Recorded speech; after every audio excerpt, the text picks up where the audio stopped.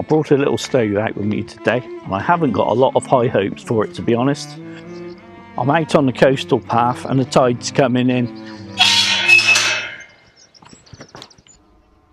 When the tide's out, the water level drops to almost a trickle, just like a stream.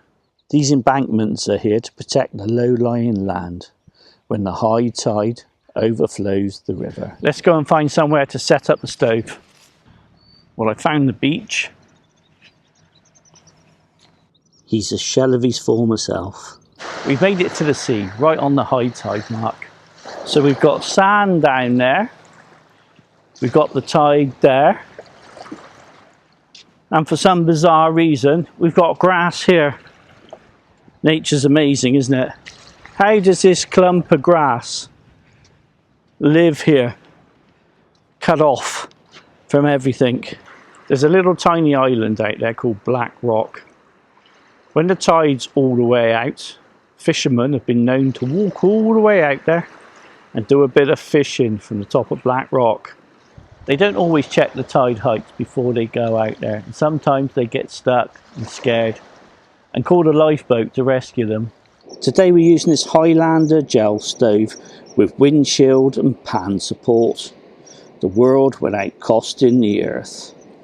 It's got SF013 on there, so I don't know if that's the model number. Compact, lightweight, refillable, reusable. Refillable, that's an interesting one. How would I get some refill for that? So what you get inside, you get the fuel cell with its floppy bottom, and you get the windshield to go on top.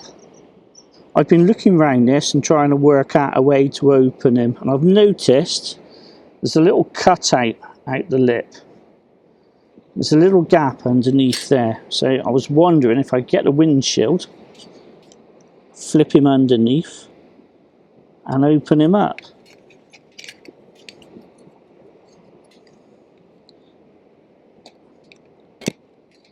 Oh yes, there we are, no tools required. What colour is he inside?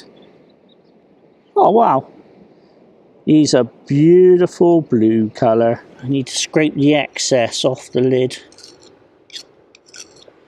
I expected this to be full up, but he's not. I can get my finger in there without touching him. Look, he's about 3/4 full.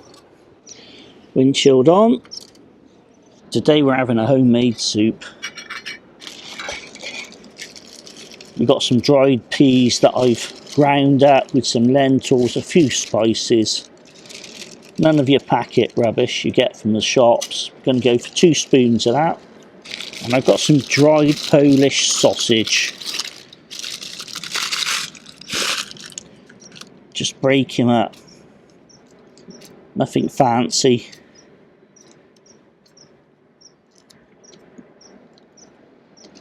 Looks beautiful.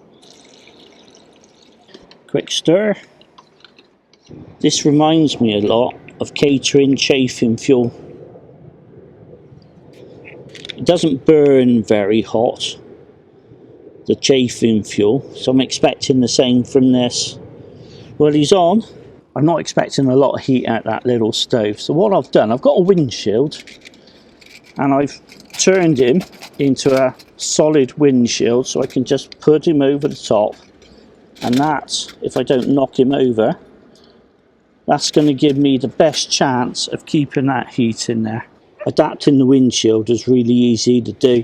All you need to do is take out a pin or two to suit yourself, put the end pin back in for all the slots, and he's joined up. I've used the windshield set up like this a few times now, and I found it to be really efficient. Let's give him a little stir. Oh, it's coming up to the boil already. That was quick. Didn't expect that. I've seen 2 or 3 videos online of people who have used this exact stove, and they've moaned about how long it's taken to come up to a boil. But if you think about it, you haven't got a lot of heat coming out there, so you need to use a windshield, which is something they didn't do. Well, we're boiling over. Wow, didn't expect that. So this little stove setup is actually quite efficient if you know how to use it. Just put a windshield around it, keep the heat in. Well, I honestly didn't expect him to be that efficient. If anything, he's boiling too much. What I'm going to do is take him off, put the lid on, snuff that bad boy out. Oh, little ladybird. Oh. Put him back on there, make the most of the heat. Oh, nearly lost him.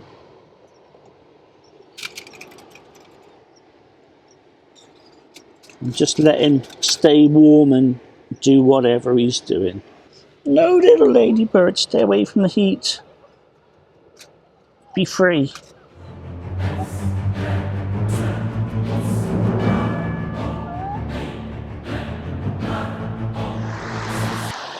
This is the sea where I live. What colour do you think it is today? Latte, cappuccino, mocha maybe? It's completely the opposite to the little video I made down in Paynton recently. If you haven't seen that yet, check it out. You might like it. Let's have a look at him. Oh, it's pretty good. Pea lentil and dried sausage soup. So what do I think of this little Highlander Gel Stove? I think it's absolutely brilliant. He's done a great job. You've got the little stand with him. You've got the gel inside there, which I've used hardly anything. He looks a bit messy around the top and there. That's because he boiled over with so much heat coming out the bottom of him. Of course, you've got to use a windshield around the outside just to contain that heat and keep it concentrated in the centre. Overall, I thought he was absolutely brilliant. I wasn't expecting much from this little gel stove, but he's far exceeded any expectation I had. The only downside of this is the weight. He weighs 300 grams when he's full. Now, having said that, this includes the pot stand, the fuel, and everything all in one. So 300 grams, I guess it's not that much really, is it? Beach is starting to get a bit busy now the sun's come out.